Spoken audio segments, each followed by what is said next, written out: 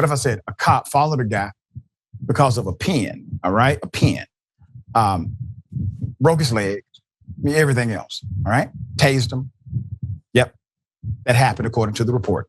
So let's put it up full mass. Georgia. In Georgia, Corriyon Bray, says he plans to now sue deputies who follow him to his home. Wait a minute, to his home. He was at his home like the DA was.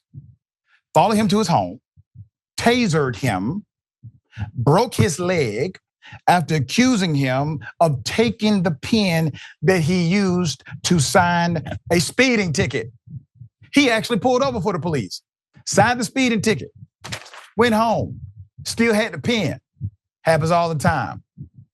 They track him down, break his leg. With millions watching and many people benefiting from this program called Indisputable, we just need 1% of the viewers to become a paid member so we can continue to bring this content to you. Now back to the show. The body cam footage shows the officer handing Mr. Bray the traffic citation and handed Mr. Bray a pen to sign. It's a pen to sign the paper. After Mr. Bray signs the ticket, he keeps the pen, he drives off. The officer is heard yelling after Mr. Bray, give him back his pen.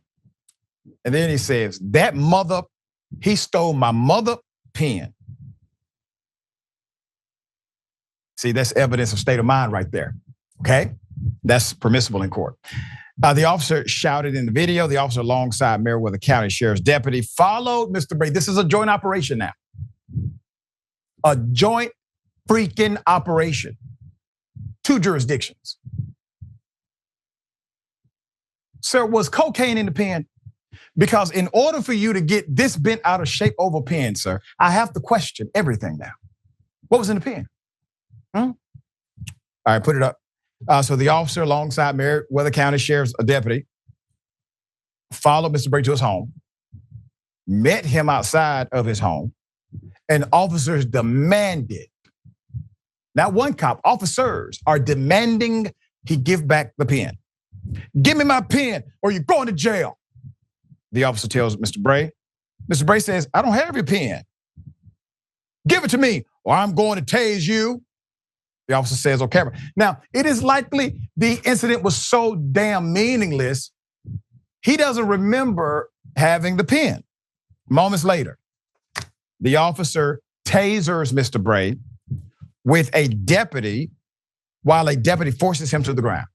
Quote, I can't feel my leg, bro, he says. Bray said as the deputy pinned him down. Mr. Bray was arrested. Mr. Bray was taken into custody. Police charged him with obstruction of justice and theft by taking. It wasn't even theft by taking. If any charge is theft by conversion, but you got to have intent and no intent was there. It's not even theft, but he didn't take nothing. He was handed a pen. Mr. Bray told WSB TV that his leg was broken in 2 places during the encounter, that he's still experiencing pain nearly 5 months after the night of that traffic stop. All of this over a pen. You see this, right? A pen. Greenville Police Chief Wayne Frazier said, quote, if he had complied, none of this would have happened. Our SOP says verbal, hands-on, less lethal, and he followed protocol. When Frazier was asked whether the cop should have tasered Mr. Bray, Frazier said, well, I can't answer that because I wasn't there. Wait a minute, Chief. The identities of the officer, you got to laugh at the crowd. This is just insane. All right, the identities of the officers and the deputy have not been yet released by the police. Mr. Bray's attorney is going to file a lawsuit this week. So since they play that game, we play this one. Put up the chief again. All right, so until we actually have a release of the people involved, you will be the face of this story until that happens. All right, that is a rule we have here on Indisputable, sir. Okay, I'm buck stops with you. You know good and damn well those cops should not have done this to that man. David, you've seen and you have reported on a lot of police misconduct and you inform us of our rights, okay? This guy Because you look at a story headline like this, you say, got to be something else. But no, because if it was something else, they would have charged him with something else. There's nothing else. That's what it is. What are your thoughts?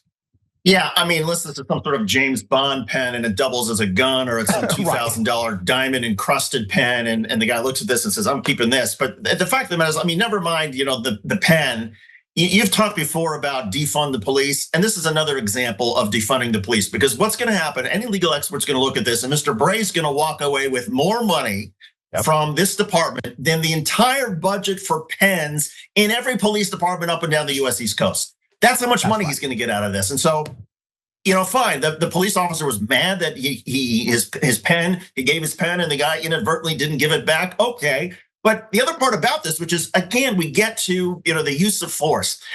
The courts, it is settled law. Police cannot tase somebody unless that person presents an imminent threat to themselves, to the police officer, to somebody who's standing by. Saying, I don't know where your pen is not an imminent threat, except to the police officer's, perhaps his own ego, because now he's lost his pen. This is ridiculous. And I just, shame on this police department. And I hope this police chief takes some sort of action and retrains his officers and gives them plenty of pens and says, don't be beating up on people because you accidentally give away your pen and forget to get it back. Right, that's the last kind of person you need patrolling the streets and fighting actual crime.